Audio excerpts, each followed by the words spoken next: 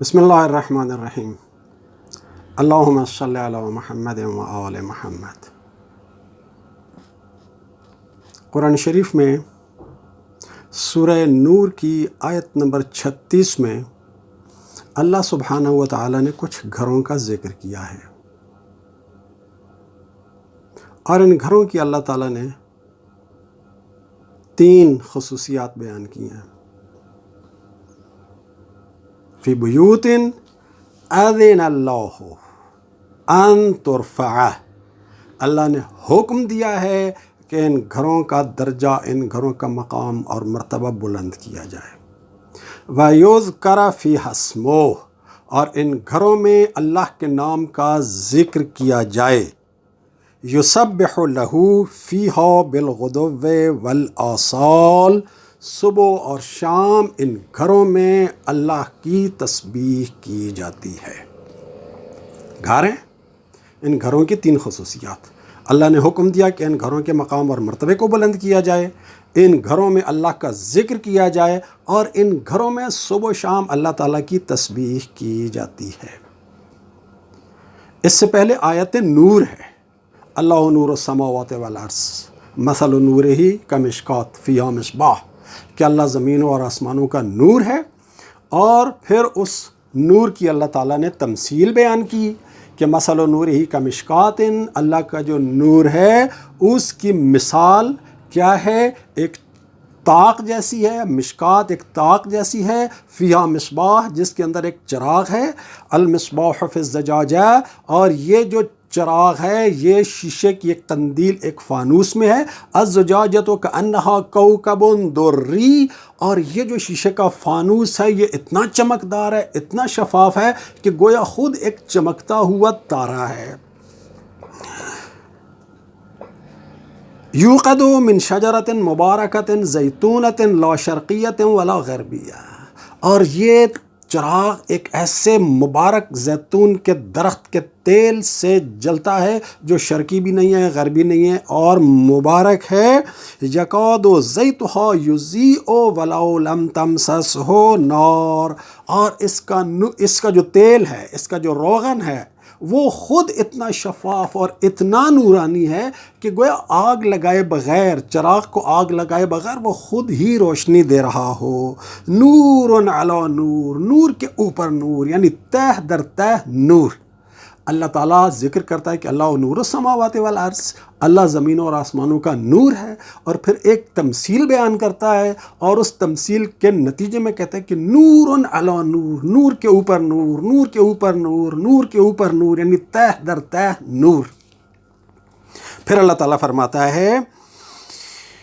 یہد اللہ لنورہ من یشاء، اللہ جسے چاہتا ہے اپنے نور کی طرف ہدایت دیتا ہے۔ وَيَضْرِبُ اللَّهُ الْأَمْثَالَ لِلنَّاسِ، اور اللہ اس طرح مثالیں بیان کرتا ہے لوگوں کے لیے۔ وَاللَّهُ بِكُلِّ شَيْءٍ عَلِيمٌ، اور اللہ ہر چیز کا پورا پورا علم رکھتا ہے۔ فِي بُيُوتٍ أَذِنَ اللَّهُ، یعنی اللہ کے نور کی یہ جو تمثیل اللہ نے بیان کی ہے یہ کہاں پائی جاتی ہے؟ ان گھروں میں پائی جاتی ہے جن گھروں کے بارے میں اللہ نے حکم دیا ہے کہ ان کے مقام اور مرتبے کو بلند کیا جائے،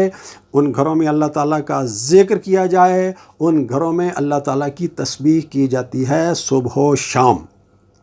تو یہ آیات نازل ہوئیں تو رسول اللہ صلی اللہ علیہ وآلہ وسلم پر جب بھی کوئی صورت نازل ہوتی تھی، جب بھی کوئی آیات نازل ہوتی تھیں، تو رسول اللہ صلی اللہ علیہ وآلہ وسلم مسجد نبوی میں اصحاب کو ان کی تعلیم دیتے تھے، اصحاب کو سناتے تھے، اس کی وضاحت کرتے تھے، اس کی تشریح کرتے تھے، اس کی تفسیر کرتے تھے۔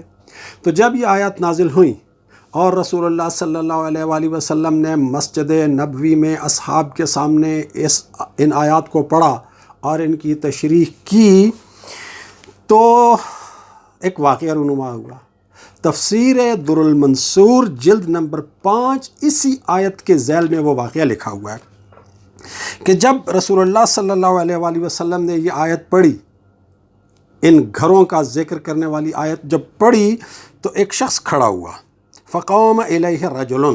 تو ایک شخص کھڑا ہوا، فقال، اور اس نے کہا، ایو بیوت ہذہ یا رسول اللہ، یا رسول اللہ یہ گھر کون سے گھر ہیں؟ یہ جن گھروں کا اللہ ذکر کر رہا ہے کہ جن میں اللہ کے نور کی یہ تمثیل موجود ہے، اللہ کے نور کے ایسے نمونے موجود ہیں، یہ گھر کون سے گھر ہیں؟ ایو بیوت ہذہ یا رسول اللہ یہ گھر کون سے گھر ہیں؟ قال تو رسول اللہ صلی اللہ علیہ وآلہ وسلم نے فرمایا بیوت الانبیاء، یہ انبیاء کے گھر ہیں، انبیاء کے گھر ہیں۔ جب رسول اللہ صلی اللہ علیہ وآلہ وسلم نے فرمایا یہ انبیاء کے گھر ہیں، فقام الیہ ابو بکر، تو پھر حضرت ابو بکر کھڑے ہوئے، جیسے کلاس میں اسٹوڈنٹ کھڑے ہو کے سوال کرتے ہیں، حضرت ابو بکر کھڑے ہوئے، فقال یا رسول اللہ ھذا البیت لبیت علی و فاطمہ، یا رسول اللہ یہ گھر، یہ جو علی اور فاطمہ کا گھر ہے، کیونکہ رسول اللہ صلی اللہ علیہ وآلہ وسلم کے گھر کا دروازہ اور مولا علی اور جناب سیدہ کے گھر کا دروازہ مسجد میں کھلتے تھے، باقی کسی گھر کا دروازہ مسجد میں نہیں کھلتا تھا۔ تو مسجد میں جب تھے تو جناب امیر المومنین اور جناب سیدہ کا گھر سامنے تھا،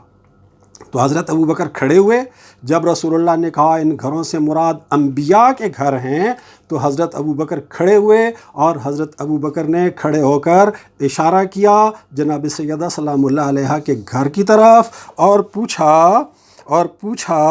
کہ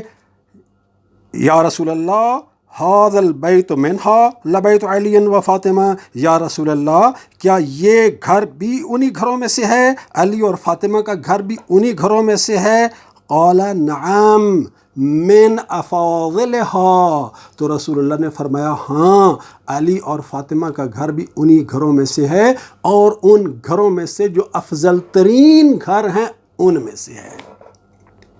تو اس آیت سے اور رسول اللہ صلی اللہ علیہ وآلہ وسلم کی اس تفسیر سے پتہ چل جاتا ہے کہ مولا علی کا اور جناب سیدہ سلام اللہ علیہ کا کیا مقام اور مرتبہ ہے، اور ان کا گھر وہ گھر ہے جس کے بارے میں اللہ نے حکم دیا ہے کہ اس گھر کی شان، اس گھر کی منزلت، اس گھر کے مقام کو بلند کیا جائے۔ کاش مسلمان رسول اللہ صلی اللہ علیہ وآلہ وسلم کے اس فرمان کو اور اس آیت کو یاد رکھتے، اور رسول اللہ صلی اللہ علیہ وآلہ وسلم کی وفات کے بعد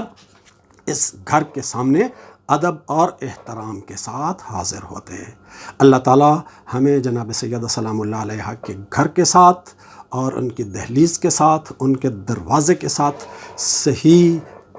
اور معرفت کے ساتھ وابستگی اختیار کرنے کی توفیق عطا فرمائے، اور اس گھر کے دشمنوں سے ہمیں دور رہنے کی توفیق عطا فرمائے۔ والسلام علیکم ورحمۃ اللہ وبرکاتہ۔